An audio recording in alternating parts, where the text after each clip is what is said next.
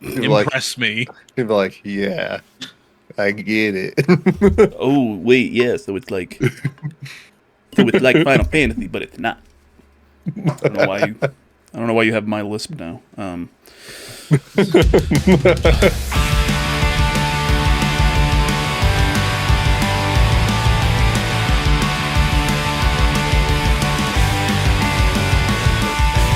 Welcome back to the Storymoders Podcast. My name is Robert, his name is Mike, his name is Dex, and this is Oops, All Kingdom Hearts Dose. There's a title on the thumbnail that I don't even know how to really pronounce properly. Is it just Oops? Is it regarding Oops? Is it reply to? I don't know. But anyway, hi! Well, figure it out, asshole. This is your idea. No, it's not. That naming, the naming convention for the fucking games is not my idea. Well, you had to run with it, so... I did. Pronounce it. Yeah. Last week after we recorded, Mike texted me and he was like, "Hey, if we're doing another Kingdom Hearts game, or another Kingdom Hearts episode, the next episode title has to be dumbass long." And I was like, "You're right. And Robert fucking sends me a Discord message, and we're literally just we're just going back and forth on different names. We've been trying to think of, and then I think I came up with one that just kind of combines everything. My only worry is that it's not going to fit in the YouTube title thing because there's only like 100 characters. So there's a good chance. Oh, Mikey, how you doing? How you doing, buddy? Oh, we're doing all right. What are you doing? Been tired this week. Just been going to sleep tired, waking up tired, working tired, driving tired, which is concerning. You should be doing that one. Definitely shouldn't be doing it, but I also shouldn't be like super sleepy at like 4. So yeah, I get super sleepy at like 5:30 or 5:45, and then I take a napski. Yeah, I don't have that luxury. I got a 45-minute drive, so do I. Starts at 5:45. Hey, commuting. Yay! I would take the train, but it takes twice as long. Maybe you can sleep on it, and then wake up stabbed. Very true. Yeah, I feel like that would solve a lot of my problems. Now that I'm thinking about it, Jesus. Yeah. I've been stabbed. I can't come in. What'd you do? I was on the train. Of course you got stabbed. You were on the fucking train. Don't tell me you fell asleep. I did. I was taking the train. I'm trying to be environmentally conscious. Oh man. Well, Mike, I'm glad that you're here. I'm glad that you're awake. I'm glad that you're prepared for what's about to happen tonight. And Dexy, how you doing, bud? Doing good. How are you? Good. A little bit tired, as we just established. Yeah. Actually very tired. Recorded a 3-hour podcast last night that is going to go up at some point. I have a lot of editing to do on that one. But that was really fun. The Discograph podcast with Gage Luke from over at Neon Pocket Dimension. Talking about Busted versus McFly. Went through an entire discography of both bands, all the members of all the bands. So it was about 45 different tracks, 45 different songs. Then that tour started today, and one of the members is sick and can't be on the tour. So, damn, sucks. That sucks for the fans. Obviously want James Bourne to get better, first and foremost, but that's still the day before this entire tour starts is like, my doctors have told me I'm not allowed to do anything. So, damn. Yeah, unfortunate. But what have we been playing this last week, boys? So drink. The fun combination of Cyberpunk and Halo. Nice. Yeah, I saw you say, I saw you post a thing about Halo 3. Yeah. Nice. Yeah. Yeah, or just like how classic. Yeah, or like the one of the commercials was just like this crazy well done thing, like talking to like a veteran of the campaign. Like an old guy who'd gone through it. It was great. Yeah. Dude, the Halo commercials were so fucking good. They were so goddamn good. We do an episode on that in the future. What about you, Dex? Just been doing my Nuzlocke on Pokemon, still going through that. Actually, it's the new run because the last run ended. It sure did, bud. Yeah, it sure did. Sure did. But I also played the demo for the new Digimon game coming out yesterday. I played it. And that was pretty cool. I'm excited for that. And I've been going through Silksong. And I tried playing last night. The run back I have to do is really long, and I was like, not tonight. Not tonight, Satan. I don't feel like fighting for my life to then just fight for my life. I am not going to play Silksong. I have no interest, but I'm glad that people are loving it. I will be probably the person that is way less on it than way lower on it than most people, because I think it's a good game. Only because I have it in Fantasy Critic and I'm kicking everybody's ass. Oh yeah, that's definitely it. Yeah, but just a lot of times it's the bench situation. Just put the fucking bench next to the boss and don't make me have to take a 10-minute long run back where I die half the time just to get back to die again. Yeah, I've heard a lot of people complaining. Not really complaining. Not a lot of people. Just I've heard talk of the runbacks are being super brutal at times. Yeah, the one I have is just literally I just have the most annoying enemies coming after me. It's just I don't have the motivation. I just literally fought basically a boss on the way here. Oh yeah, I don't know if I've actually played anything in the last week. I don't think I have. I've been doing a lot of video editing and recording of other things and getting stuff ready for this and for Discograph for when I'm gone for the next few days, because I'm going to Chicago on the day this goes up. I'll be in Chicago, and then I'll be there until next Tuesday. So I'm gonna have the entire weekend in Chicago watching live music. Maybe leaving Riot Fest for a couple hours on Friday to go to a wrestling t-shirt store and then going back to Riot Fest. Hell yeah. Yeah. Hopefully going to a Portillo's and seeing a picture of our Lord and Savior, Gregory Miller. Who's right underneath. You know who he's right underneath, right, Mike? As Lord and Savior. Jesus? A specific Jesus. Oh. A lore-accurate Jesus. Yeah. I just love how it dim the light and all you can see is the smile. Yeah, so how it is, I've got my little webcam on here, but I've put a business card over it to kind of cut some of the light going in there to make that stuff in the background, pop better. So with lore accurate Jesus, I mean, here he's a little guy, so to get him to kind of fill the frame, the closer he gets, the harder this thing has to figure out how to focus and where to meter the light. So my hope for this podcast and this channel is that we get enough traction and we get fans and everything that we can make lore accurate Jesus merch, and it makes so get on that, everybody. It's on you. You're watching this, press subscribe. Click the bell. Yeah, click the bell. Get the bell on. Press like. Subscribe, folks. Yeah, comment. I've been doing a few. I did a couple of shorts and TikTok things from last week's Kingdom Hearts episode, and got a good amount of views and got actual comments on the shorts. I didn't even think I didn't know that was really a thing. But I truly appreciate anybody who took the time to watch the short, to comment on them, to comment on the episode and everything. We got a few followers off of it, so thank you so much. If this is your first episode, sorry. I would say that usually they don't start off with us rambling for this long, but they do. They do every week. Yeah, they do. That's just we should work on that. But yeah, maybe later. I mean, are you really a podcast if you don't ramble for the first little while? Yeah. Seriously. That's fair. That's fair. I should have pulled these up, but it's not too difficult to pull them up.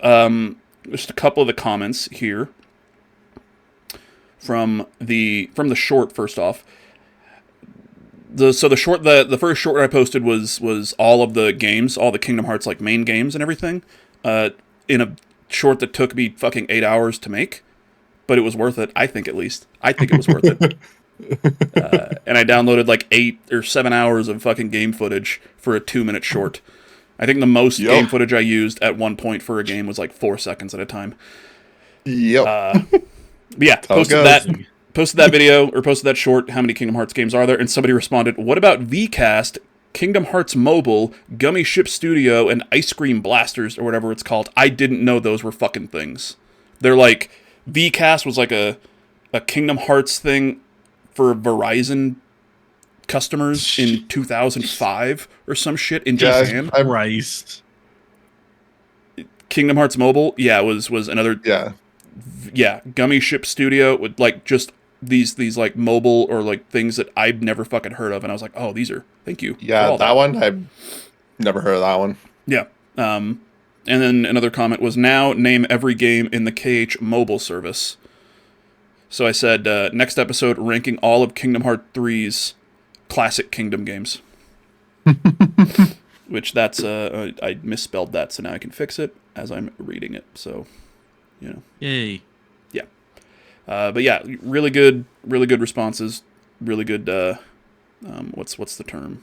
What's the word I want to look for? Engagement? Engagement. Yeah. Yeah. What the fuck? Apparently I just refreshed the page on the other short that I posted, the newer one. And when I refreshed it, it went up like 600 views. So I don't know what the fuck happened. Hell yeah. Man, This series is gonna be your big break. Mm-hmm. Totes. I hope so. That'd be cool. Yeah, and then then you can go back and watch the Fallout little mini series that we did. I'm Get ready. Yeah, get ready for Fallout Season 2.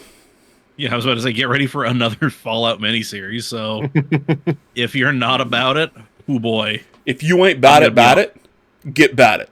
Okay? If you don't like it, fuck, you better learn to love it, because this is in New Vegas. And guess what your boy loves ahead of titties? Damn near everything. I mean, I love New Vegas less than I love titties. Okay. But it's up there. Yeah, titties are great. Everybody loves them. Yeah, I mean, listen, New Vegas is scoring points. Titties are on the podium. Yes. So, Dex, what are your thoughts on titties? I would class myself as a boob guy, so you are pro titty. Pro they're titty. Pro Okay. titty. Okay. Yeah. Not anti titty. No. All right. Well, let's take a quick break here, and we'll be right back to talk about Kingdom Hearts. You guys keep talking about titties. I'm just going to grab my DoorDash. Oh, okay. Hey there, everybody. My name is Robert, a.k.a. Mr. Hawks. And my name is Gage, a.k.a. Luke Shot First. And this is The the Discograph Discograph Podcast. The Discograph Podcast. The The Discograph Podcast. The The Discograph Discograph Podcast. Podcast. I think we got that one. Now, Gage, for those who don't know, which is probably everybody, what is a discograph? Well, our term Okay, patent pending. is a playlist composed of one track from each of a band or artist's albums/side projects in chronological order as a way to highlight their growth throughout their career. Or 2, a musical graph using one band or artist's entire discography. We're incredibly excited to bring you this show where we deep dive into the catalogs and careers of some of the most prolific people in modern music. So, sit back, Drop out. and tune in to our journey through music with The Discograph Podcast. Only at youtube.com/@Discograph Podcast. Thanks for watching.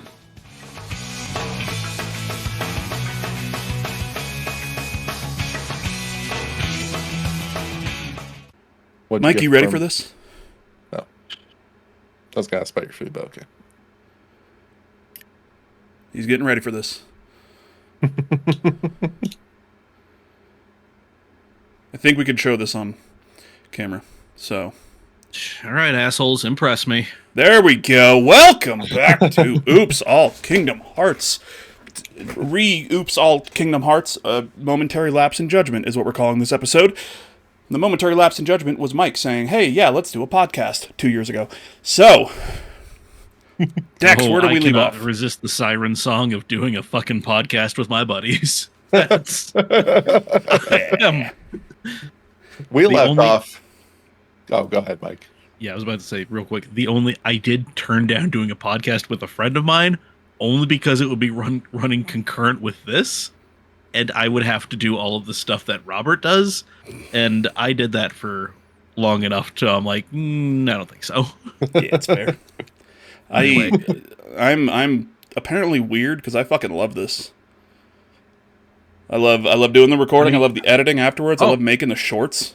Oof. Oh no, I loved it. It was just after the amount of time doing it, it just kind of got to be like, oh man.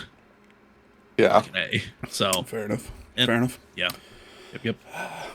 But anyway, where did we leave off? Last week, we talked about Kingdom Hearts 1, the overall, kind of just idea of Kingdom Hearts, and Kingdom Hearts Chain of Memories. We kind of delved into it. It's mostly, it was set up for Kingdom Hearts 2.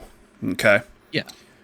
So, as we recall, at the end of Kingdom Hearts Chain of Memories, Mike, do you remember what happens, where we leave our heroes at the end of Chain of Memories?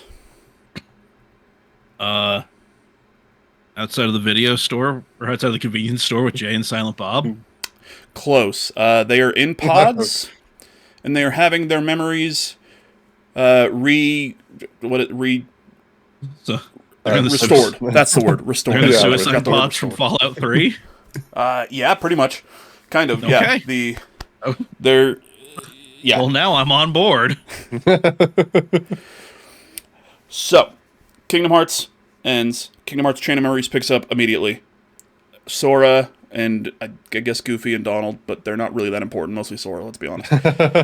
Is in a pod to have his memories restored because they had been overwritten by Naminé and kind of stolen and everything. And now we start Kingdom Hearts 2, and what happens at the beginning of Kingdom Hearts 2, Dex? Is there a game that you could compare it to? The biggest comparison you can make is to MGS2. That's exactly what I was thinking. Because you know how in that game, you're all of a sudden not playing as the main character. You're playing as someone you don't even fucking know. You're kind of like, what the fuck? Who's this jabroni? Some weird kid in a gimp suit. And so in this game, you're not playing as the main character. You're playing as some jabroni and being like, who the fuck is this jabroni? And this jabroni's name is Roxas. Mm-hmm. Name is what? Roxas. Yes. Roxas. Okay. Let's... Roxas. You see? You see him? Mike, do you see? Yeah, you see Roxas over here? Tragically, I do. Okay. Tragically, I do. So, yeah, Kingdom Hearts 2 opens up. You are Roxas, and you are just in Twilight Town. Is it Twilight Town? They're in Twilight Town. Yeah, they're in Twilight Town. Yeah. It's a brand new world. It's a brand new world. You are Roxas. You've got your friends, Olette, fat one and skinny one. Tater, Pets, and Olette. I got there. We got there. Olette, Fat Mike, new Fat Mike. Yeah. The gang. Your rivals in town are Final Fantasy characters. Cypher. What is it? The Black Mage? Is it from like... Vivi. Vivi from yeah. Final Fantasy something. Yeah. Final Fantasy 9. And then some other person from a Final Fantasy game. The other two, I don't remember. Yeah. But Cypher and Vivi are the most important ones. The other two, they're there. It's fair. It's fair.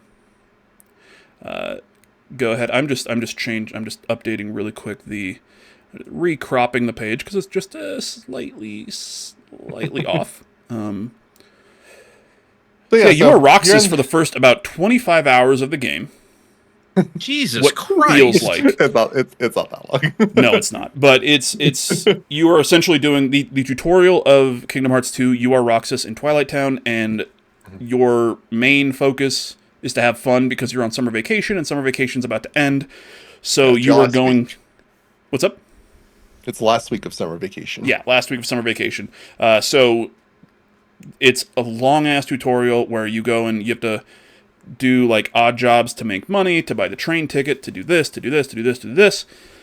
And then every once in a while there's like a little, a cutscene where just something weird happens. Something out of the ordinary, and then new enemies show up that we haven't seen before. Mm-hmm. And Roxas somehow gets a Keyblade. You start fighting him and everything. You make your way into this castle that is in Twilight Town that is scary. Turns out this castle is not really a castle. It's like a fucking science lab and everything. You fight your way through there. You get to the basement and you find the pod with Sora. And you wake Sora up. And then Roxas is like, oh, I guess my summer vacation is over. Screen goes to black, comes back, you're Sora. Roxas is gone. Huh. And you never see him again.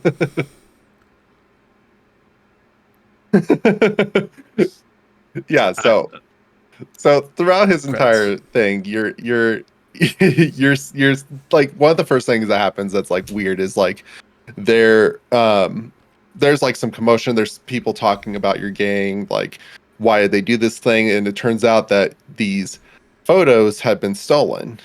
But the weird thing is nobody can say the word. And it's not until that you find one of these weird creatures and beat it that you find that the creature took it, and then the word comes back. So it's like one of the first things you see. And throughout, you just kind of keep dealing with these photos. Yeah. So you got to go beat up things to restore the dictionary. And then you go around town and people are like, "Oh, you stole our. Why did you steal our? And why can't I say, yeah." And so you're in addition to you getting the money to go to like the train to go to the beach or whatever, you also have to like clear your gang's name because everyone's blaming you for some reason. Yeah. And probably because Olet's black, and that's fucking racist. Okay. To not get into like every single detail, you're just seeing more and more weird things. You're seeing nominate at certain points. You're seeing memories of Sora from the first game, and Roxas is having dreams of those. So you're kind of wondering, why is he having dreams of what Sora did, kind of a thing. Just tons of weird things that just don't add up. Like whether it's like your friends are freezing in place at one point, or getting the Keyblade, or these this guy in a cloak that comes up, that we find out Axel actually is, who knows Roxas is trying to seemingly bring him back to the organization, but we're not sure why. Yeah. We also don't know what the organization is. Actually, no, we talked about the organization in last week's episode. Yeah. Do you remember Organization 13, Mike? Black cloaks. The dudes in the black cloaks. Quantum, not Spectre. Gotcha. Yes. So this right here, these are the new enemies that you fight. You find out they're called nobodies, and they're these just weird fucking spindly fuckers. They move all weird. Yeah. So you are Roxas. You fight these things. You end up getting Sora out, and now you are Sora. Okay. You yank him out of the pod that was scrambling his brain. Well, the other thing during Roxas's entire thing, every once in a while there are like when you hit certain kind of milestones or like points in the story, there's a little cutscene of like static, like TV static, essentially, when you get some of those memories as Roxas, and then you see restoration 25%, restoration 45%, stuff like that. So when you get Sora, the restoration is actually complete. So another thing about it is like Roxas doesn't pull him out. He's constantly told he has to go back to Sora because he's part of him, but we don't know in what manner that he's a part of him. And so basically Roxas has to make the decision of, I have to give up my life to bring him back, kind of a thing. And at the end, it's like I know people don't generally care for the tutorial aspect, but I think its ending is really cool because he's just like, you see, he kind of accepts, and he's like, I guess my summer vacation is over. And then you get the title card. And now you're Sora. Yes. And they wake up and they have no memory of Castle Oblivion that they went through. And they have no memory of what happened in Chain of Memories. Yeah. So, as we talked about before, that was his ultimatum. Keep his fake memories, but lose his old ones, or get back his old ones and lose his new memories. Yeah. I guess another point we didn't bring up is when they were going in the pods, they decided to write down to thank Nominee for helping them in Jiminy's journal, because Jiminy follows you around. I don't know if we talked about this, but he kind of Jiminy documents in the games. He documents your whole journey. He's basically your journal in the games, kind of a thing. And so there's Nothing in his journal. The only thing they have is thank nominee, but because they don't have the memories, they don't know what that means. Yeah.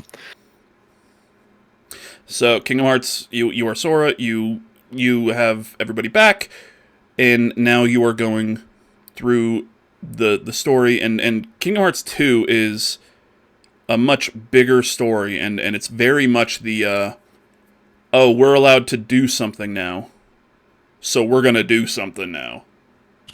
You know. And it gets fucking weird. And Organization 13 is it's a massive part of it. You know, Axel, the guy that we talked about, he's the this ginger fuck right here. He's got a cool ass weapon. He like deals with fire. His weapon is like two giant chakrams.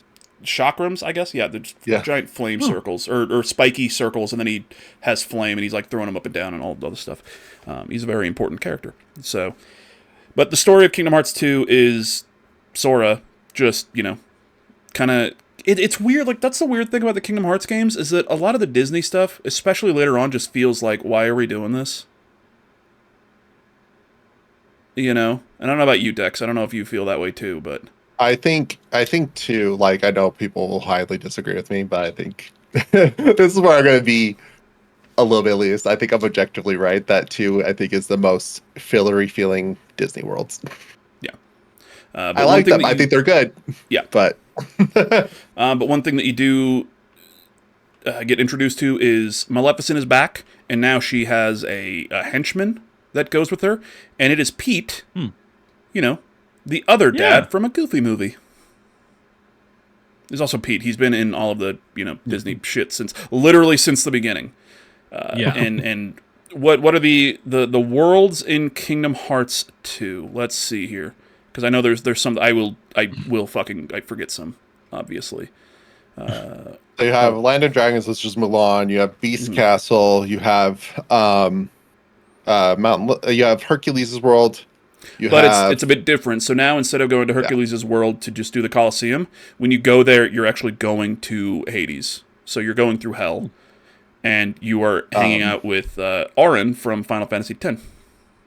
Because he's in hell. So there's that one.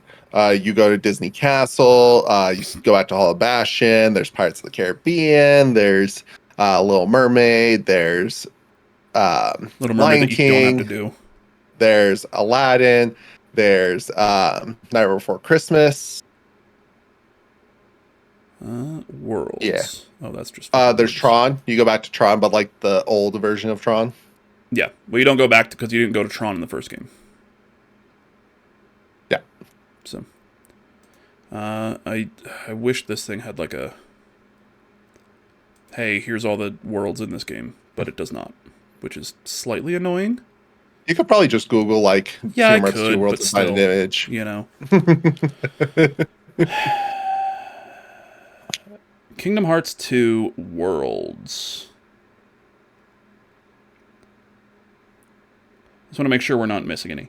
But this game, this is the first time where they were really like, okay, we can do some kind of weird shit here. And they did. They did do weird shit, Mike. Like Pirates of the Caribbean world, where everybody else is a human because it's the Pirates of the Caribbean movie, except for Sora, Donald, and Goofy, and they look weird as fuck, and it's great. I love it. Yeah, you got like realistic looking people. Well, obviously, like it's not like hyper realism, but it's a lot more real than what they look like. Let's hold on. I'm gonna do.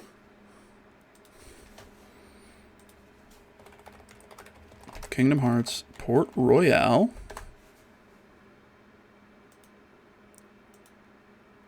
Just so you can get some kind of little bit of stuff here. Oh, there's the gummy. We didn't even really talk about the gummy ship. Gummy ship's just a little mini game that they do in between worlds. How you get between? I really like the gummy ship. Worlds. Yeah. So this is Port Royale. Port Royal. You are currently on a ship, but this is right before a cutscene, so you'll be able to see. Is it true? You gave Barbosa my name instead of yours. Why choose my name? I don't know. Elizabeth. Where did you get that? It's yours. From that day we found you, drifting at sea. So obviously this is not the After all this cartoon time. Disney worlds that we've been I seeing. thought I lost it. Nope. It was a gift from my father. He sent it to me. Let's see. Do we have? Yes, we do have. Think about right there.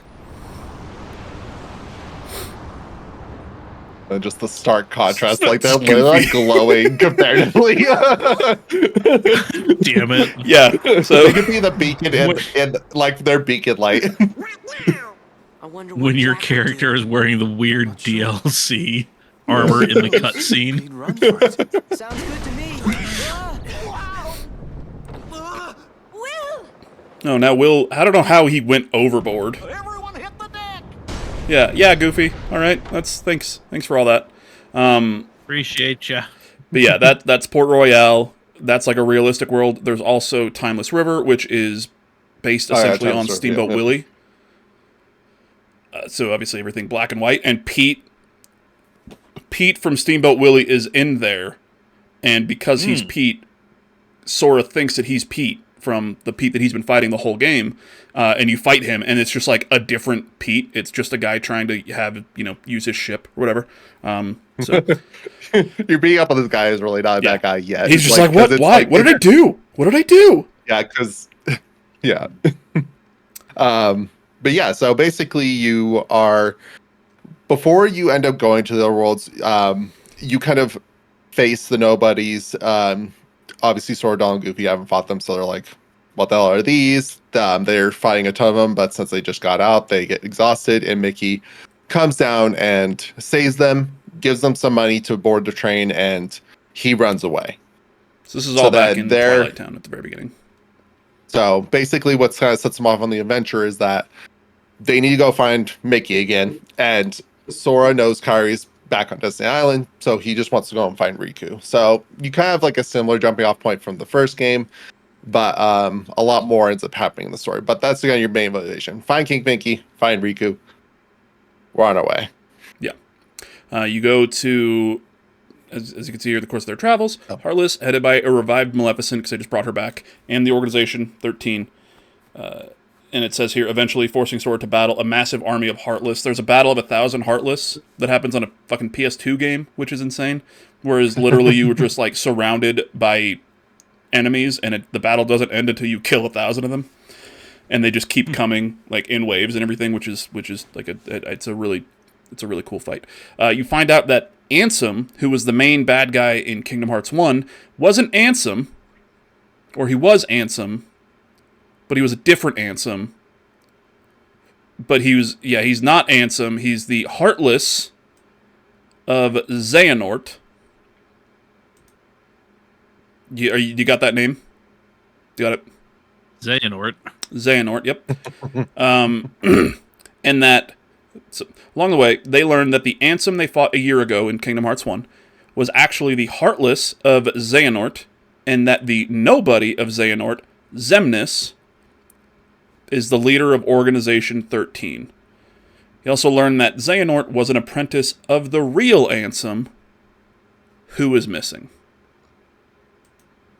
So this is Ansem, also known as Diz. You meet Diz in this game. You talk to Diz quite a bit in this game before you learn that he is Ansem, the real Ansem. This is the Ansem that you fought in the first game. Okay. This is Xehanort. This is one Xehanort. There's a lot of different Xehanorts. This is Terra Xehanort. We'll get into that. Xemnas, who has lightsabers, but they're just like in his hand or whatever. And this is before Disney bought Star Wars, so rumor is this is why Disney bought Star Wars, is because they were going to get sued by LucasArts for Xemnas specifically. So they're just like, you know what, let's just buy everything out so we don't have to do anything else later on. Could you imagine? Amazing. Yeah. And so you fight everybody. You find out that their whole plan is for the nobodies, who are Organization 13, are planning to create another Kingdom Hearts, because you have closed Kingdom Hearts in the first one. You've ended that. So they are trying to make Kingdom Hearts again by stealing hearts from essentially the things that you're killing. Now, a nobody is when a person loses their heart. Actually, no. How does there's because they're the same fucking thing. So the way it works is that Take notes, Mike.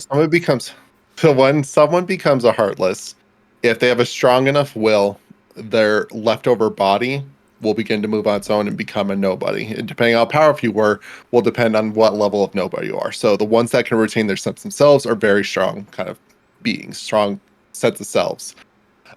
So like the one that we showed you, the guy who we said like moves all weird, that's like the lowest tier. Yeah. So this is the Xemnas is kind of like the peak. Yeah. So like Xemnas, Axel, anybody in the organization, they're able to maintain kind of their original form for the most part.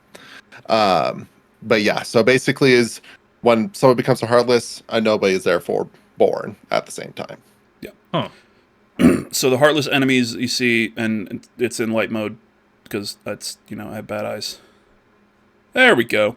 Hey. Yeah, these are just like so it's like heartless enemies in the first games where, you have the little shits and then you've got more powerful little shits. Dusk, Samurai, Shion first form, Shion second form, Shion third form, Shion final form. And there's just a bunch of, these are other ones from like different games and stuff. But yeah, so the more powerful they are, like I said, their original selves were more powerful, but then some of them are so powerful that they're literally just able to keep who they were. So that is like Xemnas, that is you find out Axel is a nobody as well. And yeah, these are the ones that can retain their selves and actually, do things and quote unquote live, if that's how you want to say it. Yeah. And then you defeat everybody because you're Sora and you're a badass. This game has a fun mechanic where I don't know if it's the entire game, but especially like I know later on, like if you die as Sora, you get the ability to come back as the king, and then you play as King Mickey. Yeah, so at certain points it'll let you. So like usually where people would find this out is when you're fighting one of the organization members called Xemnas, because not Xemnas, oh my god, why am I forgetting his name? Because you're drunk. Zaldin. Sorry. How could you forget Zaldin? But he's kind of like, if you go through the kind of the game that mostly how everybody usually does, he's kind of your first like roadblock in difficulty. And so people generally die first time around, and then all of a sudden you're expecting the continue or load game, but all of a sudden you have this option to give up or don't give up. And if you click don't give up, Mickey comes in, you get to fight as Mickey. You could either use Mickey to will down the health, because he'll revive Sora no matter what, but if you charge up this bar all the way, he'll heal Sora all the way. But it's this little neat little thing. It's fun. He's like kind of like Yoda, like how Yoda fought like attack like in the end of episode 2. It's kind of like that. Where he's just like flipping around and shit, and he's tiny. Yeah. It's awesome. As y'all know, this is called Storymoders because I'm shit at games and I play everything on easy in story mode. Mike doesn't. He plays everything on hard, extra hard mode because he's a god gamer. I am not. So extra hard ranked online. Yeah, I never died as Sora. So I never played as Mickey until like the very end, and Mickey can level up.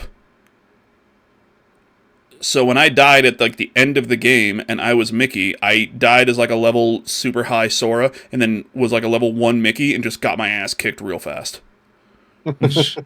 So but yeah, so basically like kind of the motivation of Organization 13 is you learn that nobodies don't have hearts. And so they want to be able to have hearts because they're told they don't have emotions, they can't feel, they don't really exist. So they want to find that sense of self.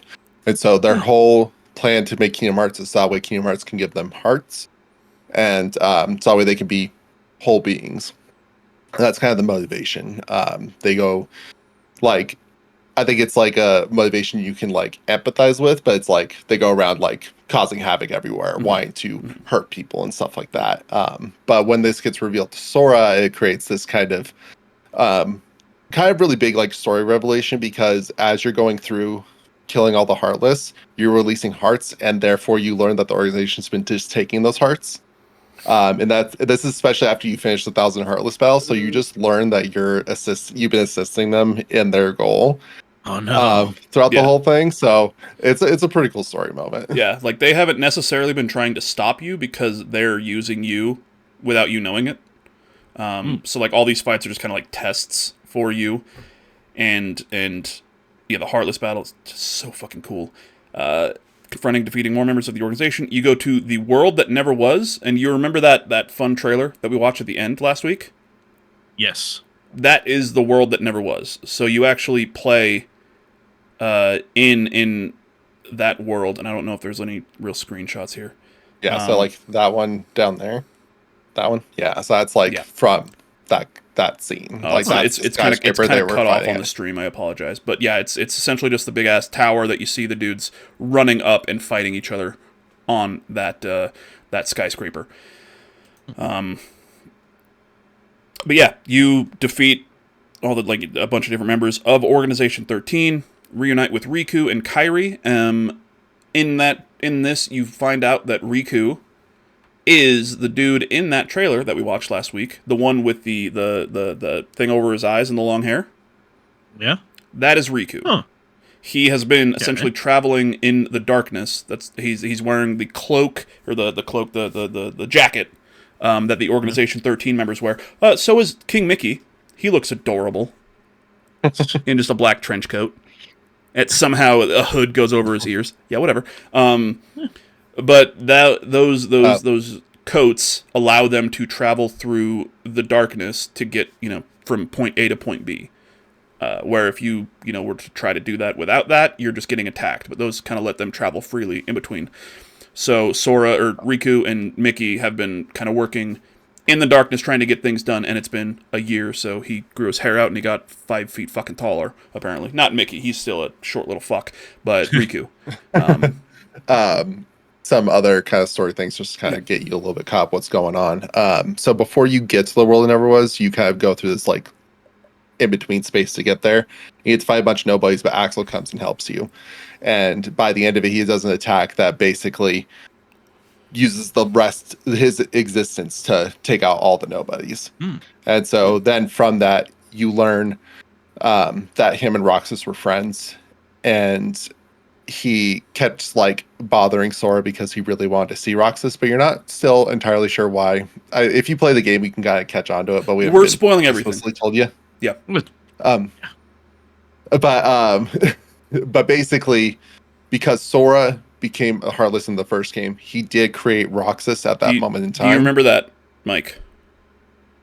Yes. In the first game, where he does the Keyblade into his own heart to release his heart and Kairi's to bring Kairi back, and then you are Sora and you are a Heartless for a short amount of time, and Kairi brings you back to being you. That is him releasing his heart. That's when he became a Heartless, and that is when the nobody named Roxas was created. Yeah. Oh. But the way Sora came back is not how it usually happens, so yeah. It's a little unconventional about how it happens. Because we'll get a little bit more into it later, but there's a way for an original person to come back, but the way Sora did is not the way that usually happens. Not the normal thing. And I want you to look at the name Roxas. Okay. Look at the letters. Take out the X. Rearrange. Oh my! It spells Sora. So you learn that for every one of like the organization's names, the X is an anagram that just takes their original name and adds an X into it. Yeah. So by knowing that, it's another way of like tell you that Roxas is Sora's nobody, and that's why you had to go back to him.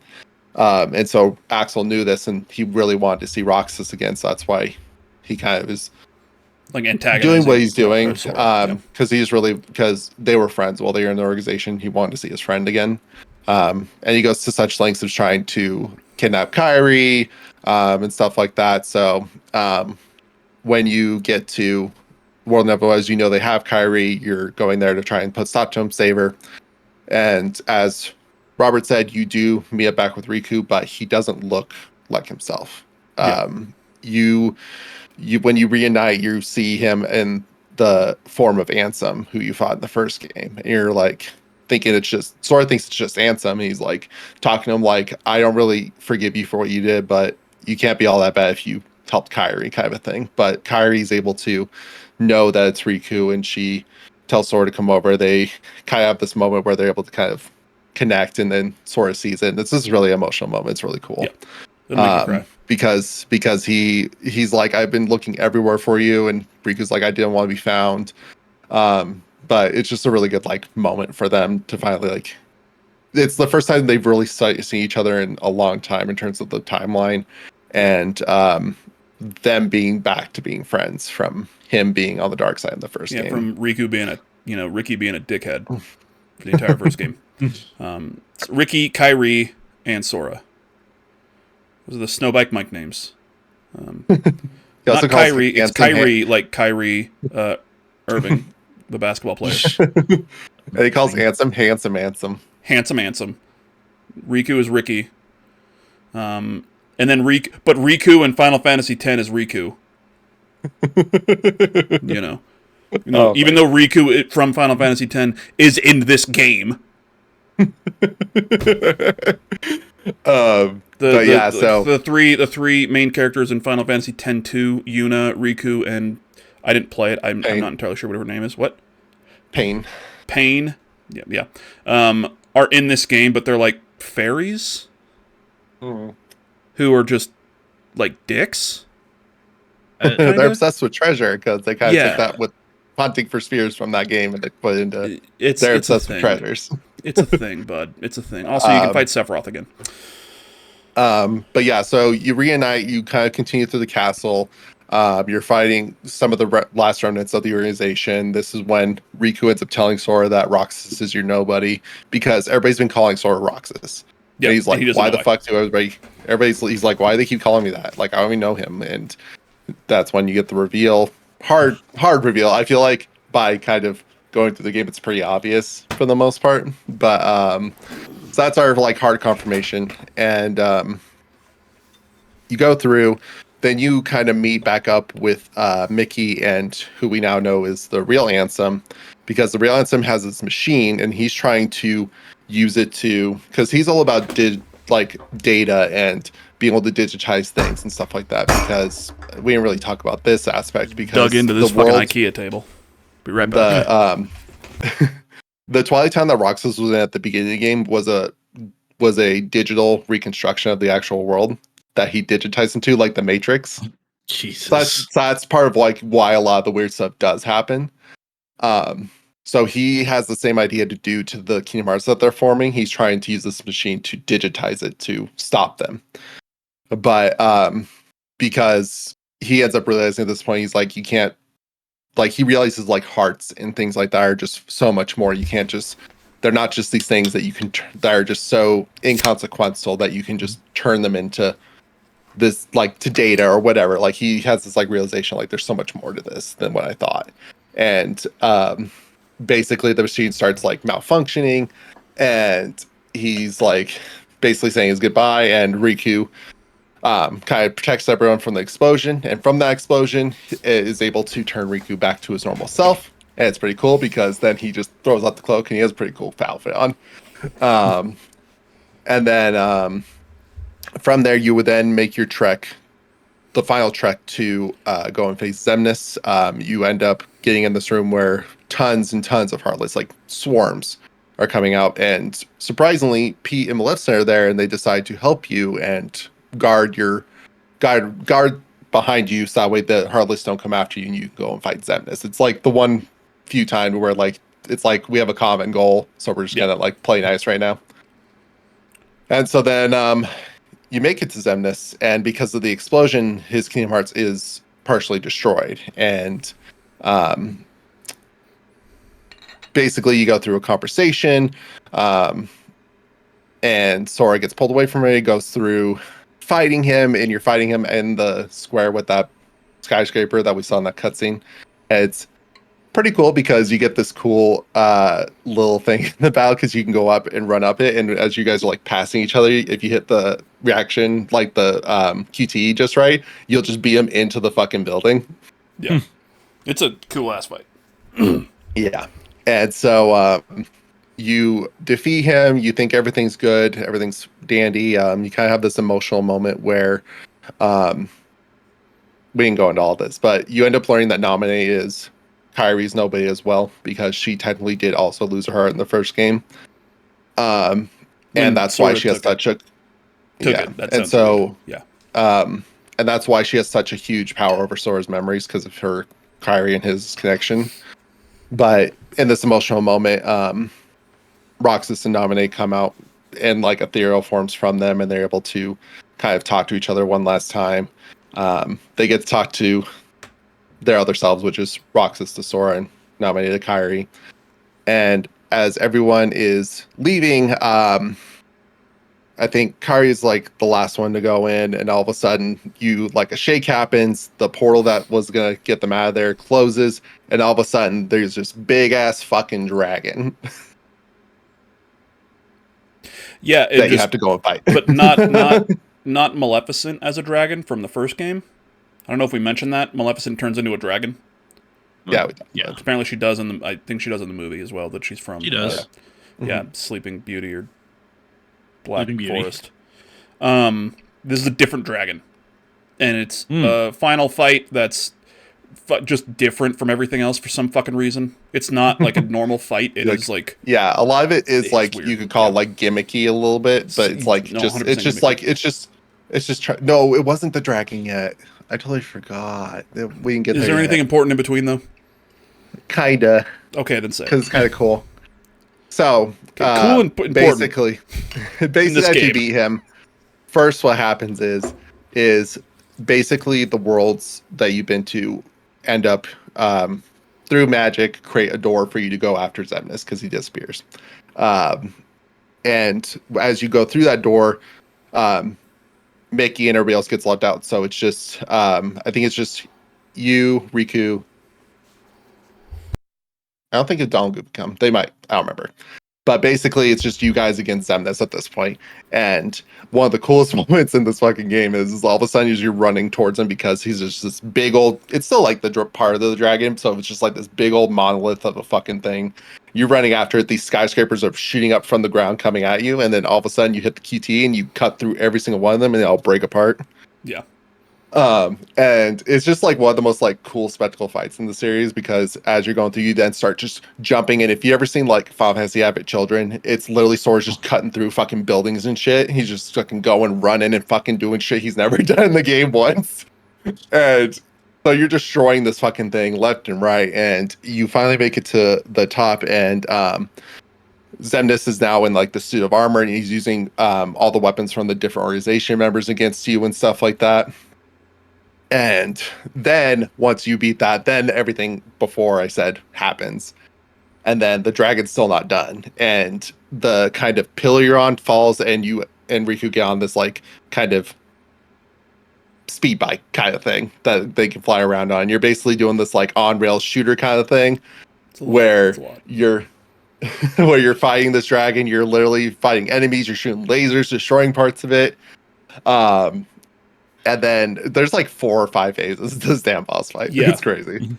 This is Kingdom Hearts 2 is the one with the dumbass mash A because I'm shooting a billion lasers at you. And like in a circle, and you're just like beep, beep, beep, beep, beep, beep, beep, beep, beep, beep. Is that's this one, right? It's this fight? Yeah, I'm pretty sure. Okay. Yeah. And then you beat everybody. You win. Save the day. Destroy the Kingdom Hearts, the new one. End up on, you're back on Destiny Island, and you're like, everything is done. I can stay here. Donald and Goofy, I'm going to miss you. We're all here. And then you get a letter, as it says here, sometime later, Sora, Riku, and Kairi receive a letter from King Mickey, which essentially just kicks off the rest of the stuff. They proceed to read the letter, but the contents are left unrevealed until Kingdom Hearts Coded, which was a mobile game. Or we're not going there next. Where are we going next? 358. Oh, 358 by 2 days. Kind of quick. We can kind of, I think, quickly. Yeah. Kind of the biggest ones are the numbered series, at least for like Sora's story and everything. 358 by 2 days is you are Roxas, but it's when you are in Organization 13 and you are the 13th member. And most of the story is kind of you as Roxas with your friends Axel and Shion, doing missions for Organization 13. Is kind of how it's broken out as gameplay. You get all the ice cream, everything. Let's see here. Yeah. So, like, basically it's just following the events of Roxas and the organization, which takes place before Kingdom Hearts 2 and kind of almost at the same time as Chain of Memories, but because of release order, this is why we're doing it after. But you kind of get to see who Roxas was, what he was going through prior. You see his friendship with Axel develop. You see this new person named Shion, who they dubbed the 14th member of the organization. They become friends, but you end up learning that she is made up of some of Sora's memories, and basically they created her to steal the Roxas's powers, so that way they could then have basically a vessel they could use the Keyblade wielder powers for themselves. Yeah. But basically, only one Keyblade wielder can exist. Mike. Yes, like Highlander, there can only be one. Only one. But basically, like, a bunch of stuff happens where it creates these big divides and like friendships and stuff like that. Shion has to accept her fate like Roxas does in Kingdom Hearts 2 and be like, I have to go back to Sora. And in doing so, her going back to him makes it to where she essentially doesn't exist. And basically, as kind of the game goes on, the memories of her slowly fading away, to where like Roxas at one point is like, I'm gonna like, so that way she'll come back, but he can't tell you who that is. Yeah. Because as time goes on, her whole existence in their lives is just fading away. And in the collection, they turned it basically into a high definition movie. And yeah, this at is one point, the is cutscene, 1.5 or 2.5. Yeah, 1.5. Is it 1.5? Yeah. So in 1.5, the like collection, you have Kingdom Hearts 1 Final Mix, Kingdom Hearts Chain of Memories, the PS2 version, the remake, and then 358 by 2 days. But it's literally just like the cutscenes from the game, just to tell the story. So you don't actually have the gameplay. And a cool way they kind of show this in that game, this isn't necessarily needed to know, but like, there's one point where they sit on the clock tower in Twilight Town and they're having ice cream, just kind of messing with each other like friends do. And as they're messing with each other, she's like slowly fading away to the point where now it's just Roxas and Axel, and it's like she was never there. And then that kind of sets off Roxas leaving the organization. He doesn't like the way they treated him because they wanted to get rid of him, so that way they could just have his power. And from that, he fights Riku, which then gets him knocked out, and then that's how he gets thrown into the digital world of Twilight Town. And then it literally picks up where Kingdom Hearts 2 starts off, which is day one of summer vacation. Yeah.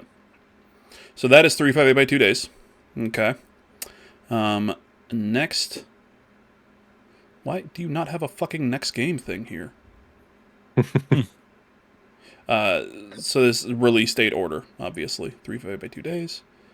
Okay, where's the next release here? Why are you a piece of shit? Well, Robert looks that up. One cool thing in Kingdom Hearts 2, though, Mike, in the final phase of the boss fight, Zemdis basically puts you in a dome of lasers. You have to press X and triangle, and you're deflecting lasers with Riku. Just thousands of them. It's so fucking cool. I When literally Neo just went through did it this video. for our collab, he literally was just like, oh my god, what is happening? Oh, so Coded actually was the next one, technically, in release order. Coded is a mobile game where you... But Recoded is it? Yeah. I think you're essentially just... You're filling out the... You're getting back your notes that were erased from when you lost your memory and when they were restored, and you woke up and it was just thank Naminé. So basically it's there's like they try and digitize Jiminy's journal, and then there's like these, it basically has bugs, like digital bugs, like you would find in a program. And so basically, like the biggest thing to take away from this game is that you just know Kingdom Hearts 2 kind of explains this as well, just that you can exist in a digital world. Like that's another plane of existence in these games. So outside of that, there's not really, this one is the one I think is the most skippable in terms of narrative. I know people love the actual game's gameplay, but in terms of narrative, it's just, there's not a whole lot here that is so integral. So really, I just kind of summarize this one for people. And the only other thing you kind of learn is like, Sora is told he needs to end him about, or Nominate tells Sora about 3 figures: Terra, Ventus, and Aqua. You're kind of told, he's told that he needs to end their suffering, kind of a thing, but you don't really know the full context of that yet. And then that's when you learn what was written in the letter that he gets at the end of Kingdom Hearts 2, which is basically kind of reaffirming, because the Sora you play as encoded isn't actual Sora, it's digital Sora, so actual Sora doesn't know what the fuck's going on. Yeah, so King Mickey sending him that letter is basically kind of catching him up, being like, hey, we need to go and help these people. This is our basically next part of our journey. And so then that leads us into Birth by Sleep. So, Mike? Yes. And Dex. Mostly Dex. Okay. What are you doing next Tuesday? I guess this. Okay. Because we'll do Birth by Sleep tonight, but Birth by Sleep is super. It is essentially, in my opinion, okay. And Dex, you can not even correct me, but disagree if you'd like. Birth by Sleep is a core Kingdom Hearts numbered game. Yeah. There's Kingdom Hearts 1, 2, 3. I would put Birth by Sleep at that level of Kingdom Hearts games. Yeah. In like importance and everything. The way I explain this game is like it literally connects the entire series. It literally shows you how everything from the first game and everything beyond and how it all connects is like so massively important, because you're just kind of like, there's just something mind blowing like all the time. You're just kind of like, whoa, and that connect, and that's why that, and that's why that, and that's why this is like that. Okay. Now, Mike, who is this? Okay. This isn't like this isn't like a trick question. I just want you to look at this character. Yeah. Roxas. Yes. This is Roxas. Okay. Yep. Now, who is this? Why, that appears to be Roxas in just a different costume. No! It's a different character. You think that? Entirely. God, Mike, seriously. You idiot. What, you think all fucking short little white boys with spiky hair look the same? Bright blue eyes? You piece of shit. Birth by Sleep. Let's do Birth by Sleep. Yeah, and then we are, because I think a lot of the games we can summarize pretty quickly, because it's like the mobile games or the 3D, which is you go through things to do things. Yeah, but Birth by Sleep and 3 like there's way too much. massive. Yes. Birth by Sleep was a PSP game, not PS Vita, as I thought originally. Let it die, Robert. Just let the Vita die. It means life. Vita means life. You piece of shit, okay? You're worse than Mike right now. All right? And Mike's a racist. Wow. I'm sorry. You're not. You just think white people look alike, which we do. So, yeah. Birth by Sleep takes place well ahead of time. How do we know exactly how far ahead of one? It's like, what, 10 Past. years or so? It's in the past. Well, yeah, but before Kingdom Hearts 1. It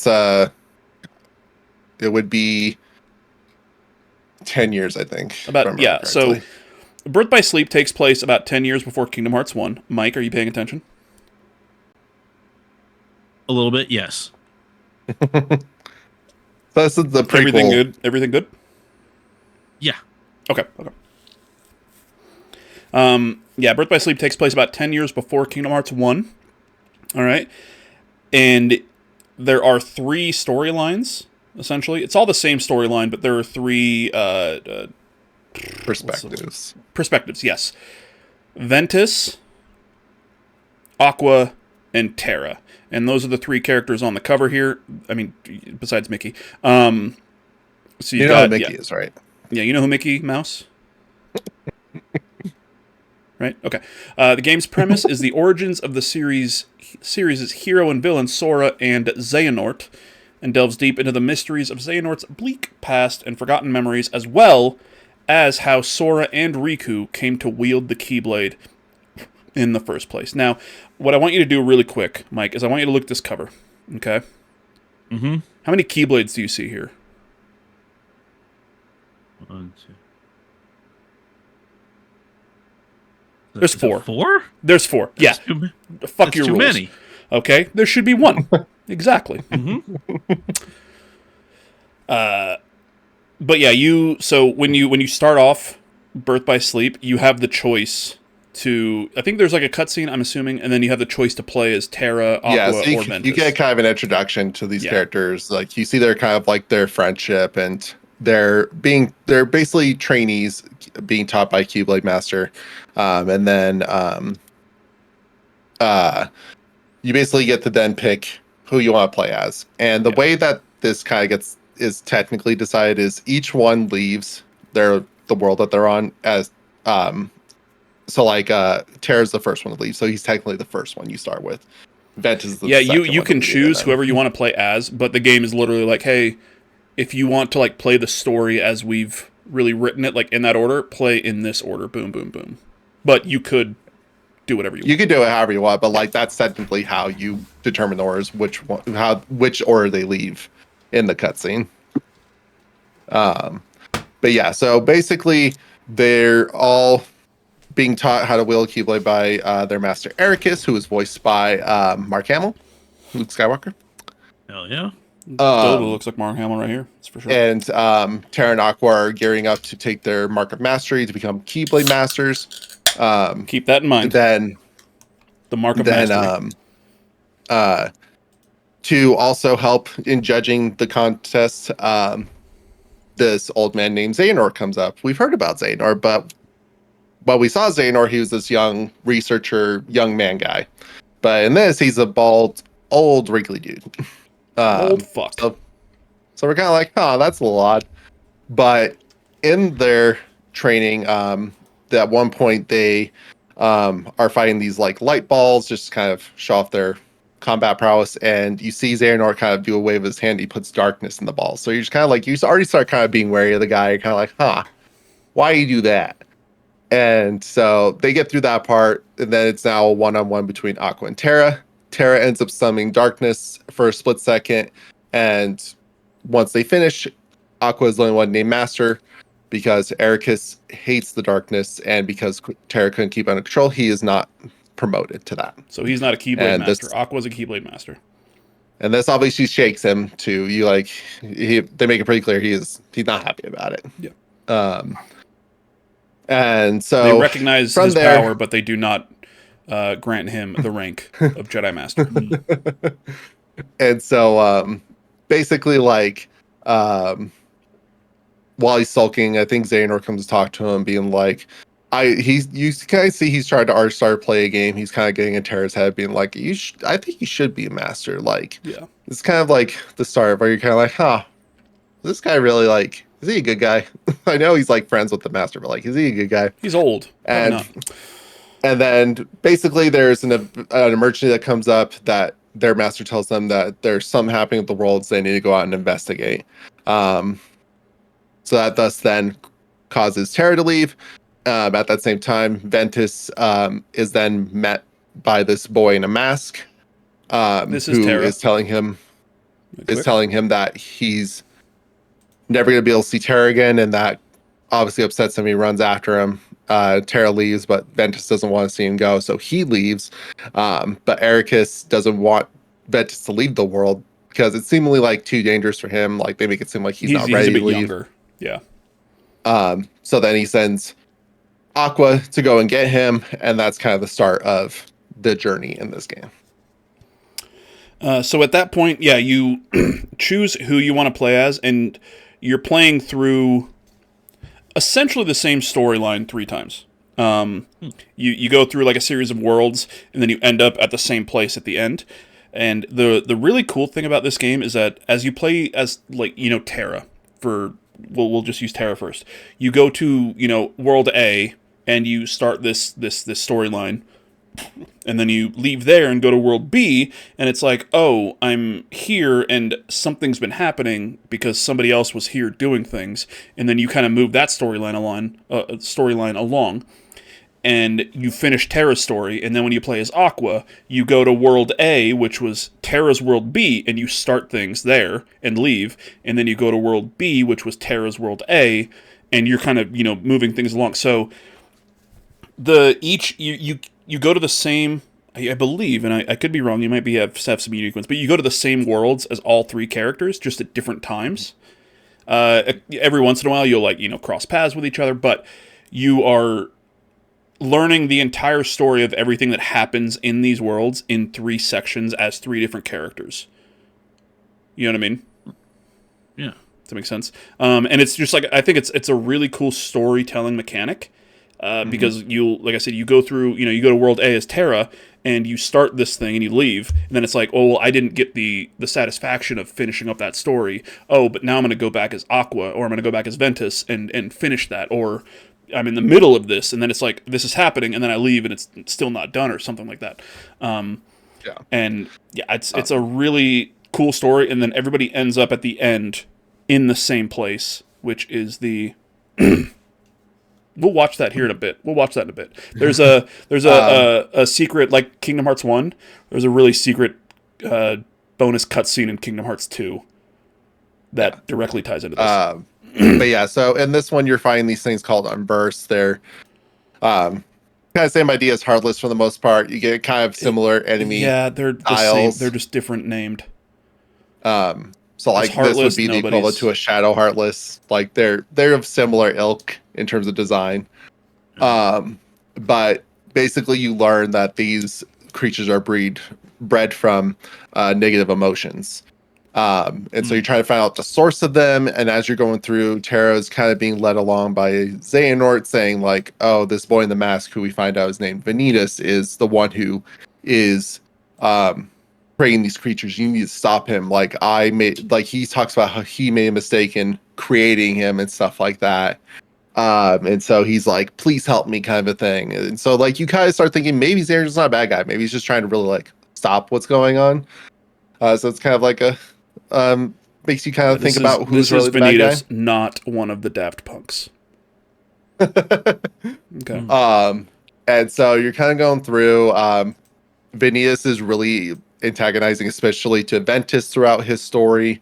You're not really 100% sure why, for the most part, until you end up finding out that Xehanort's actually the one who brings Ventus to where Aqua, Terra, and their master live, because he was originally an apprentice under Xehanort, and in their training, Xehanort didn't treat Ventus very well, and ends up wanting him to let go of his kind of kind nature to become a better fighter.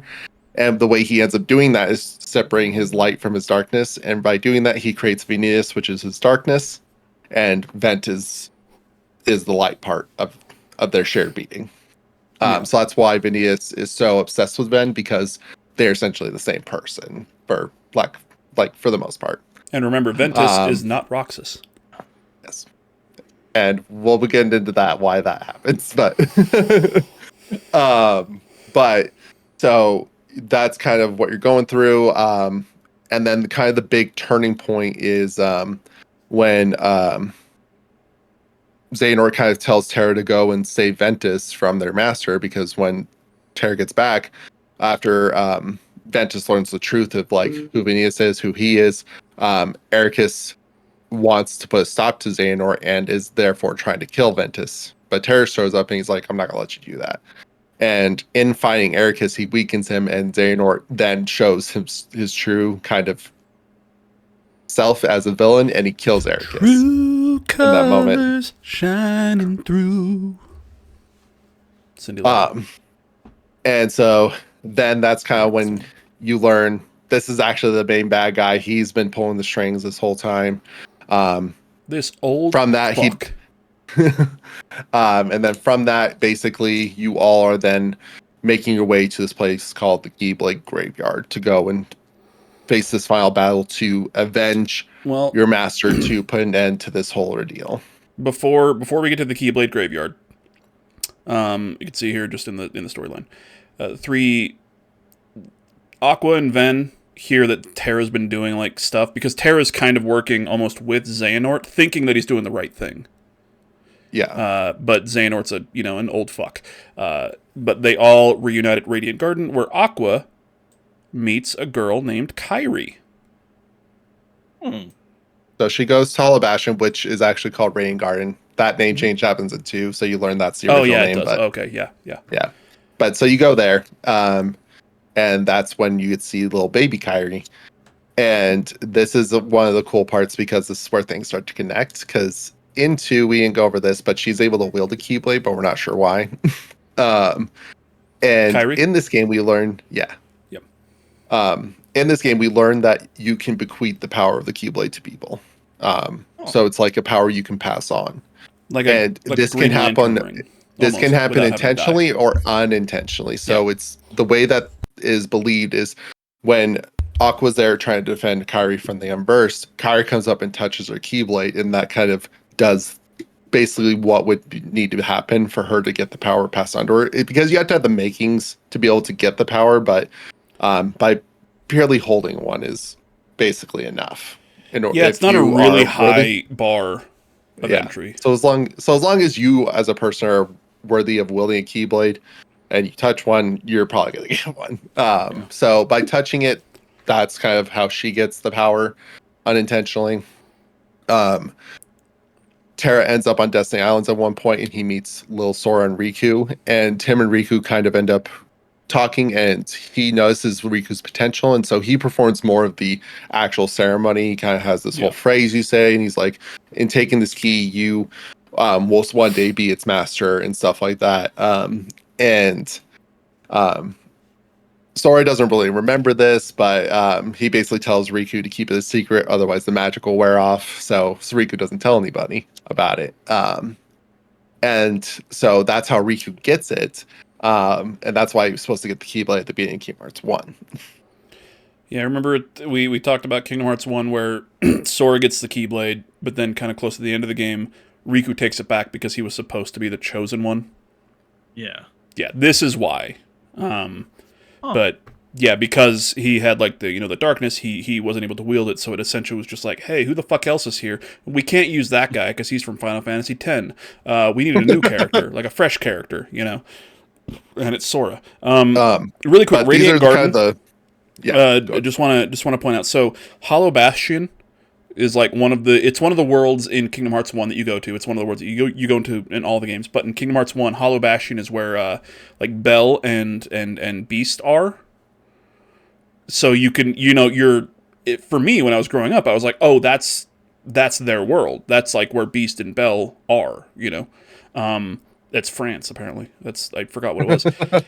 But then in Kingdom Hearts 2, going through things, you find out that Hollow Bastion used to be called Radiant Garden, and you end up you end up getting the name changed back, where I think it's essentially like people kind of realize, oh yeah, this is what we used to be. And then from that point, Radiant Garden is essentially... as we kind of talked about last week, where Traverse Town was the dumping ground for all these different worlds, Radiant Garden is pretty much the dumping ground for any Final Fantasy character from any of the different Final Fantasy games. You'll find pretty much everybody in Radiant Garden. Yeah. So, I just wanted to... But yeah, so with kind of these things happening, this is where you start really like seeing the connections of how this connects to the broader story, at one point Ventus is in Raiden Guard, and he actually ends up meeting Axel, but before he was a nobody, when he's named Lee. There's also another nobody you meet in Kingdom Hearts 2 named Sax, but his name is Isa, as before he's a nobody. So that's a cool connection there, and it also points to more why, because of the way Roxas looks, why him and Axel were such good friends, because he, as a human, met Ventus, who looks just like Roxas, and they became friends then. So it's a nice little neat thing. Did Ventus meet Sora? No. He went to Destiny Island, he didn't meet Sora or Riku. Okay, because for some reason in my mind I was thinking essentially the reason that Roxas looks like Ventus is because Ventus met Sora and then he was in Sora's mind. There's a whole thing. We'll get to it when we get to the end. there's a lot to it. But yeah, we need to finish up Birth by Sleep here. But yeah, so Aqua does go to Destiny Island. She is considering passing the power of the Keyblade to either Sora or Riku, but then she realizes that Terra already did it, and she feels one Keyblade is enough for any friendship, so she decides not to, and just tells them to take care of each other. And then now we get ourselves over to the Keyblade Graveyard for the final clash. You get this cool crossroads kind of thing where Terra is in the middle. He looks over to his right. Aqua's coming down this pathway. It's literally a field of just Keyblades stuck in the ground, just tons of them.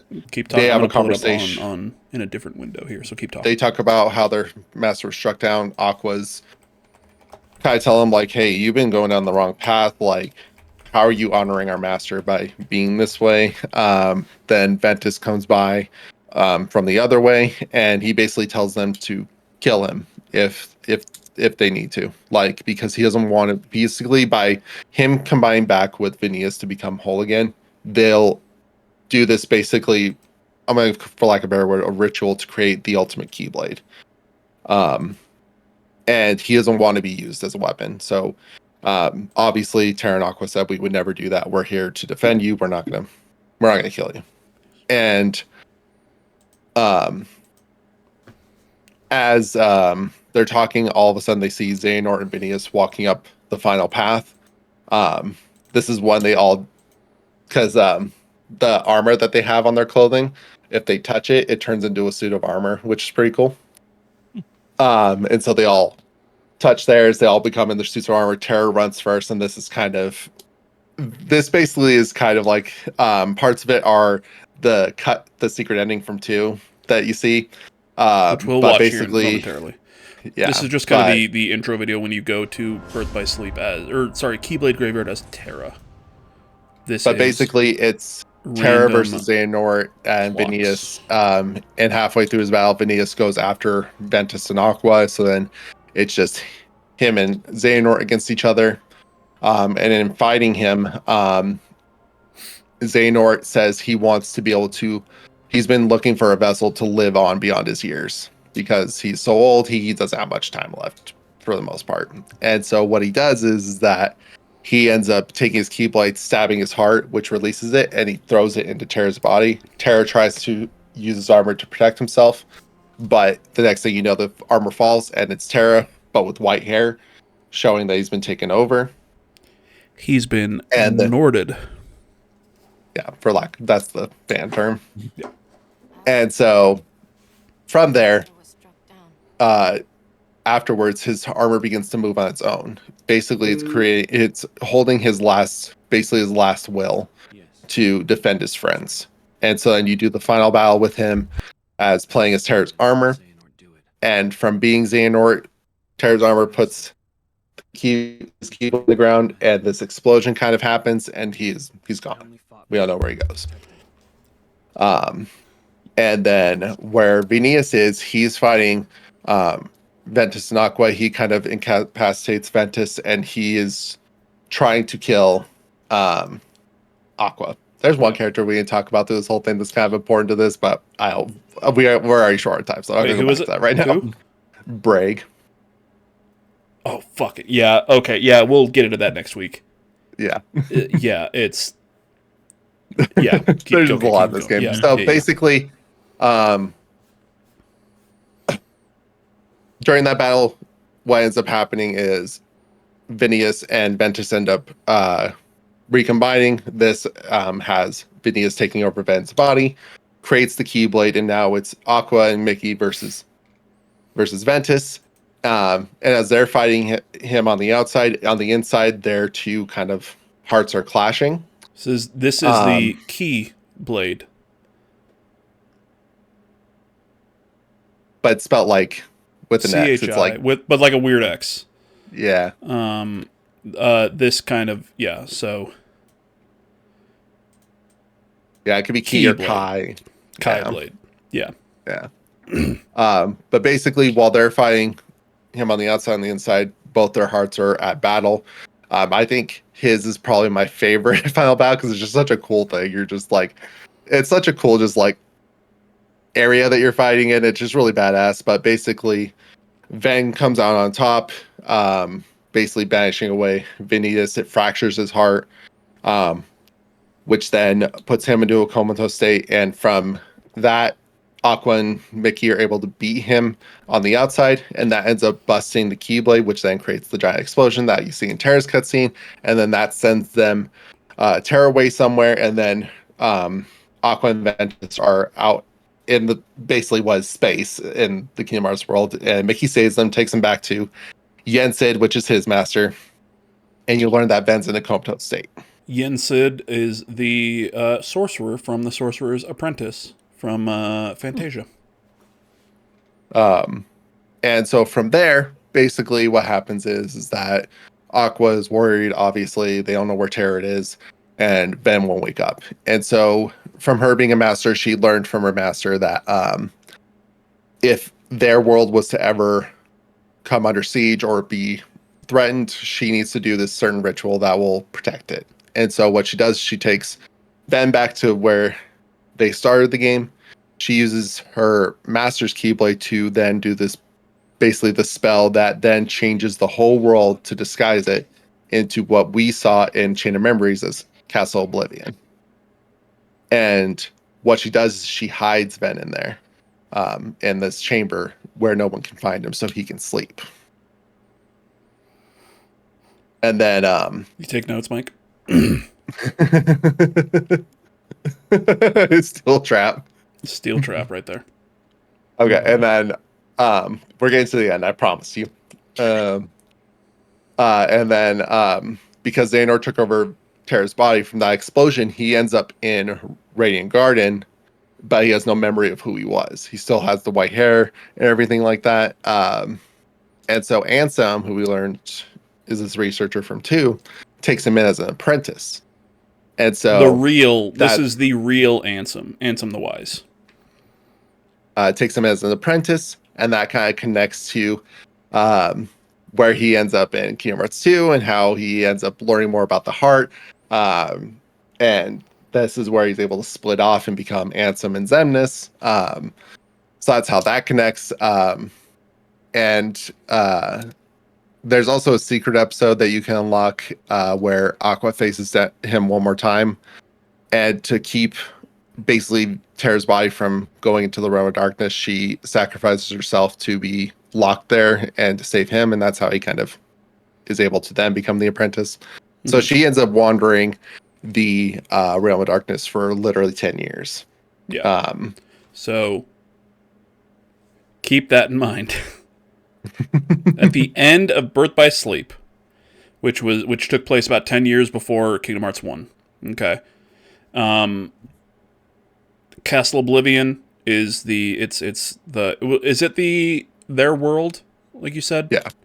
Yeah. So their world is, I forget the name. Land of Departure. Land of Departure now is looks like the Castle of Oblivion, which is where Sora ends up at the end of Kingdom Hearts 1 and then Kingdom Hearts Chain of Memories. Terra, his body is kind of taken over by Xehanort without really all the memories. He is in Radiant Garden, which turns into Hollow Bastion. Aqua is in the Realm of Darkness. Basically hell. Basically hell, yeah. So this is 10 years before Kingdom Hearts 1, and this is where these 3 characters end up at. And these are three of the most important characters in everything, in the whole series. And then just for the last thing, I think before we end this, just to explain why Ventus and Roxas look alike is when I talked about Ventus being an apprentice to Xehanort, and when he split him, his heart was fractured. And so what happens is that his heart is able to find refuge in Sora's because he's also in a comatose state for the most part at that time when that happens. And so he's able to I don't find know how, refuge 'cause in apparently it Sora's takes heart. place super fucking early. But maybe Sora was sick. Maybe he had and then cancer. at the end of the Did game, Sora when beat his heart is cancer? at the end of the game, when his heart is fractured again, Sora is just really in tune with people and is able to sense people's feelings and stuff like that. And so he's able to connect to Ventus and know that he's hurting. And through that, he then offers Ventus refuge in his heart. Sora doesn't remember this as he grows up, but basically throughout the entire series, he's been basically holding on to Ventus's heart and keeping it safe. And so for when he turned into a nobody, basically, Roxas was able, by having his heart inside him, Roxas took some aspects from Ventus as well as Sora, and so that's why he looks like Ventus. Yeah. Do you Mike? Nothing on my end. Got it memorized, Mike? Do I ever? Mike? Got it memorized? That was almost the title of this episode. It might be the next episode. What was it exactly? So, almost went with... Dex said... because we were trying to figure out a title for this episode. Dex said, how about Oops, All Kingdom Hearts 2, did you get that memorized? And I put, how about Oops, All Kingdom Hearts 2, did you get that memorized, Mike? This is a question directly to you, Mike. That's the full title. Amazing. Got it memorized is a saying from Axel, who, like, when he introduces himself, he's like, I'm Axel, got it memorized? And, like, that's his, like, thing. So it's a... And you actually learn this game why he says that, because he always wants to be remembered by people. He wants to be, he wants to be a part of everybody's lives. He never wants to be forgotten. So that's kind of why that becomes his catchphrase. Yeah, Mike, I know that's a lot. What are your surface level thoughts coming through all this? Yeah.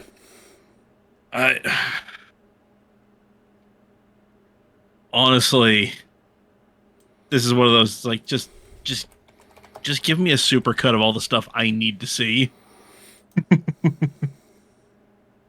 So I can get on to the next thing that doesn't require me getting on eBay and buying a Japanese market Nokia. Yeah. Well, now you don't need the Nokia. Don't worry. There we go. I am just getting the final cutscene here pulled up on a different screen, so...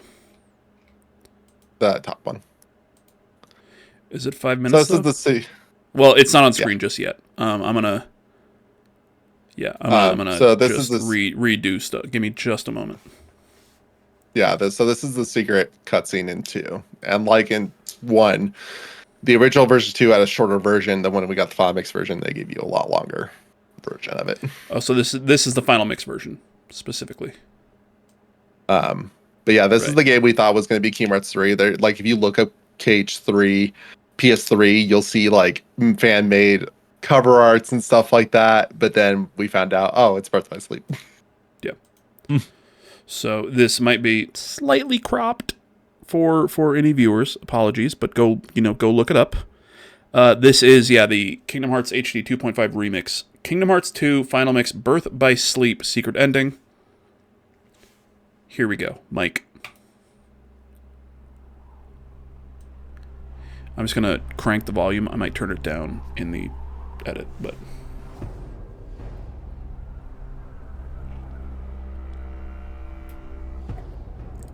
yeah, the Ansem reports. That's a thing, but.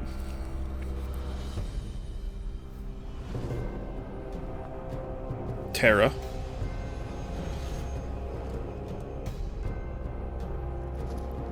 Aqua.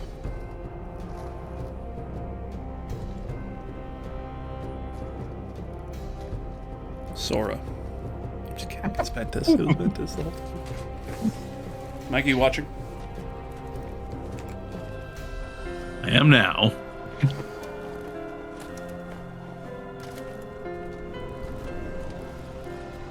This is a Keyblade graveyard. Yep. And this all freaks us out because you have Sora's, Riku's, and Mickey's Keyblades all there, and we're like, what the fuck?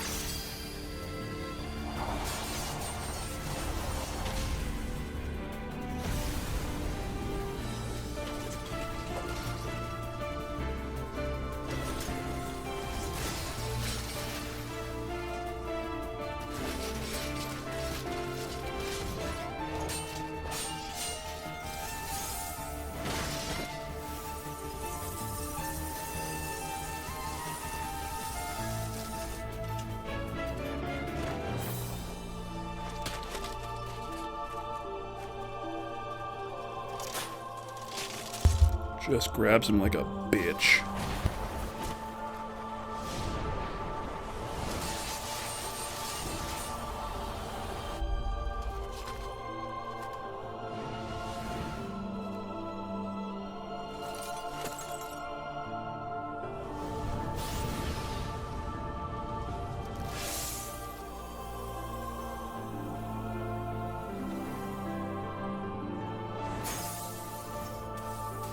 There's Keyblade Breaker out there. We're like, what? That could happen.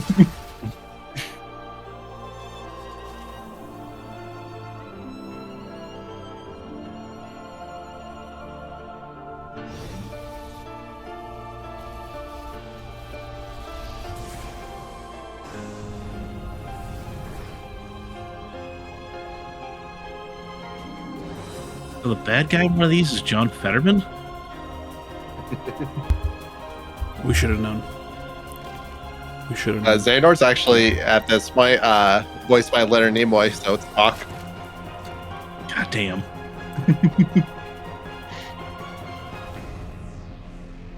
And one cool little detail there, when he blinks, his eyes become yellow. That's kind of the hint that his body's going to get taken over at the end.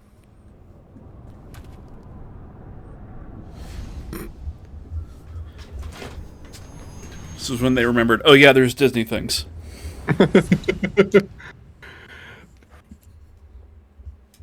One thing I want to tell you, Mike, that might break your brain, or you might just be like, what the fuck?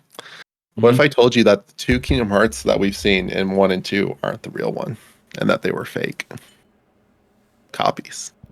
And that we only see the real one in this game because what you learn is that that Keyblade we show you, that's like the sword, is the defender of Kingdom Hearts, and only with that can you summon the real one. So it's not until this game we actually see the real Kingdom Hearts. And basically the one you see in Kingdom Hearts 1 is one made of kind of from like the Realm of Darkness, if I remember correctly, and then the one from 2 is made up of hearts, so they're both artificial. Yep.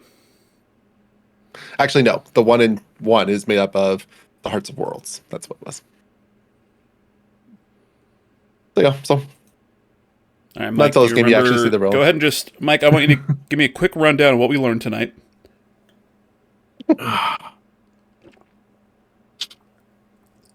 Good job. learned Thanks, that- bud. We learned that there might be some such thing as too much story. Yeah. But it's so cool. It's awesome. Oh, it's the greatest fucking game series of all time. All right. Oh, sweet Jesus. And you know what? Since we have to let Mike get to sleep.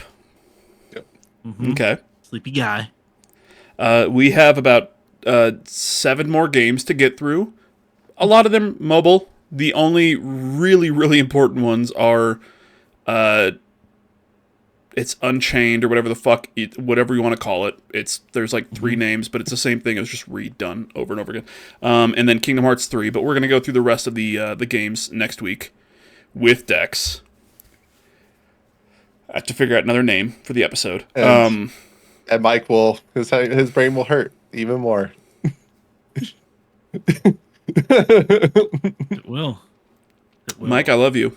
You know that, right? I love you too, buddy. You know that. And I I'm hope glad people that get you're a here kick with me. out of like us like exactly talking about it, and Mike just being like, Just Mike being like, what the fuck? Wait, what is... Just Wait, who is Sora again? Hold on. But if I change Roxas... I goofy do character love... they keep talking about. There's This like is there's a obviously, scene... like- There's a scene in Kingdom Hearts 2, obviously, like where Roxas is told, hey, you are Sora. And then the letters of his name, like they pull up, and it's like Roxas, and it's like, oh, see, what if it's this? And the letters move in the air, the X goes away, and it says Sora, and it's supposed to be this big reveal, you know? But almost everybody, like even when I was a kid, I was like, oh yeah, that's Sora. It's the same fucking name, innit? Like, you know, but it's I like didn't know the it's anagram meant to thing be, until then, yeah. but like Yeah. I was pretty sure that it was his nobody at the very least. The anagram thing for me came at that point, but like I knew it was like, yeah, that makes sense. You're like this. He's obviously linked to Sora in some way. Yeah. That's why he has the Keyblade because at the time, once again, we were told only one person could have the Keyblade. So if he has a Keyblade that was Sora's Keyblade, had to be Sora. And now, you know, fuck off. But yeah, this is the worst way to get all of the story, Mike. But I hope you're having fun. You know what? No. This is the best way for Mike to get this story. I was just I'll say it running now. through it and just yelling terms and people at you. It's great. I'll say it now. And Mike cannot disagree. Because it won't happen. If we get to 500 YouTube subs by our Extra Life stream, Mike will play one of the Kingdom Hearts games. I don't know. On the whole Extra Life stream is going to be him playing one of the Kingdom Hearts games. I don't know. 1, 2, Birth by Sleep. I don't know. One of them. But All right. if we get to down. 500 subs on our YouTube by our Extra Life stream, which we do have a date. It's early-ish November. I know that. So it's Weekend of November 8th and 9th. okay. Yes. So Now- by then. Yep. I have a question. Is your commitment to playing Breath of the Wild or Tears of the Kingdom still on the table for that? Oh yeah, 100%. No, 100%. That's Okay. by the end of the year. This is just No, for Mike for our Extra Life. I'm Yes. I'm Yep. just so that way people know you get a twofer if you get there. Yeah. So if we get to 500 subs by our Extra Life stream, the weekend of November 8th and 9th, Mike will play Kingdom Hearts Birth by Sleep. I will play fucking Zelda dumbass Tears of the Fuck. Whatever the fuck it's called, I don't care. But that will be our Extra Life stream. But still, if we don't buy our Extra Life stream, if we get to 500 by the end of 2025, I will stream myself playing Tears of the Kingdom. God damn it. He hates Yeah. Zelda, everybody, so make him I suffer. hate Zelda. I hate Zelda. Mike, are you streaming on Monday again? Yep. Yep. What's playing? More Cyberpunk. Yeah. Yep.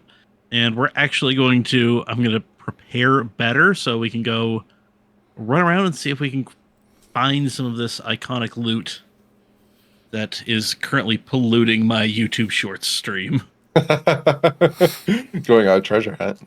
It's just like, hey, you need to go find some stuff. I'm like, okay. I'm 50 hours in. I don't know what else I'm supposed to be doing. Have you done the DLC yet? I'm working my way through it. Yeah, he's Okay. been he's kind of going back and forth on his streams. If you watch Mike's streams, because it's really fun. It's literally he'll do a mission in Cyberpunk base game, and then he will go and do a Phantom Liberty thing, and then go back to the main game and back to Phantom Liberty. So it's a good mix of going through both at once, as opposed to just mainlining one, mainlining the next. So it's Mike's Nice. streams are really fun when it comes to his all of them, but this Cyberpunk 2077 run is really fun because you get to kind of see the best of both worlds, the base game and Phantom Liberty. Dex actually has this weekend. Oh.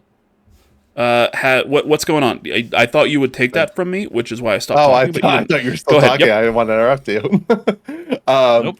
So this weekend on Saturday, you'll see this on Thursday, but I'm having my birthday stream. My birthday's actually on that following Tuesday, but I don't want to do a whole ass birthday stream on Tuesday, so we're doing it on the previous Saturday. And Wait, next basically what I'm Tuesday? doing Not today. next Tuesday. Okay. Oh my god. Yeah. No, I said the following Tuesday. Yeah, but I'm drunk. So basically what we're doing is this unserious fighting game tournament. Basically we're going to be playing Smash Bros, Mortal Kombat 1, and then this other one I found while searching for fighting games with cross-platform play, this thing called Them's Fighting Herds, and it's basically you're playing as these different animals, and it just looks cute and fun. It's cool art style, it's very cartoonish. And so we'll be doing that, and then after that we'll probably just play some multiplayer games, maybe Peak or something, and just have a good time. Yep. There's not going to be any sub goals or anything like that. If you want to sub and wish me happy birthday, I won't say no, but there's no incentive in terms of that. Just want to have a good time and hang out. So yeah, just go follow Dex, VerumDex on Twitch. Hang out with him on Saturday. Go to if you see this before then, go to his Twitch channel. I believe he should have a link to his Discord, and you can go in there and get information on the fighting tournaments. And yeah, hop in, do Smash Brothers. I was going to do Smash Brothers, but it's But the he one fucking weekend that I'm not going to be hates here. me. He I fucking told you hates me. when you did the thing in Discord, I said I will not be here. He did, but I just want to give him shit right now. He literally planned this trip because he doesn't want to be there for my birthday stream. Riot Fest was supposed to be in November, and I was like, could you guys give me a break here? Okay. All right. But no, he did let me know literally that day, so I'm very appreciative. Yeah. If I was in that Smash Bros tournament, it would literally just be me as Sora getting killed, or me as Joker from Persona getting killed, and that's it. Well, the funny thing about for each of the tournaments, I'm basically putting myself as the last person to face, and I'm really the worst fighting game player ever. But I think it would just be kind of fun. I'll give commentary on the other fights, but I just think it'd just be really funny. Just I'm your final obstacle, but you're gonna kick my ass probably. Well, we will see you all next week for Oops All Kingdom Hearts 3. Because Mike has to sleep. Okay, be Oops All Kingdom Hearts yes. 2.33. Yes, we'll figure some dumbass name out again. We have to. Yes. Exactly. Mike, I love you, and thank you so much for letting us put you through this for 3 weeks in a row now. No problem, guys. Love you both. All right. Yeah, See you love all you, next man. week. Bye. Bye. Bye. Hi, new viewers, if there are any.